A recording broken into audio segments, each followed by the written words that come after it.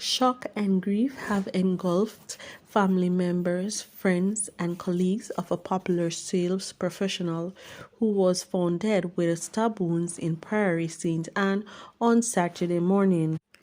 The deceased is 32-year-old Wesley Trench of Mount Edgecombe, Runaway Bay in the parish.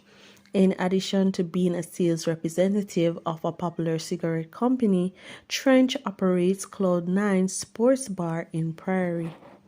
Reports are that about 5:50 a.m. on Saturday, a passerby stumbled upon the body beside a car along a roadway and alerted the police. On their arrival, the police found the body with what appeared to be stab wounds to the upper section. No motive for the killing has so far been established by the police investigators.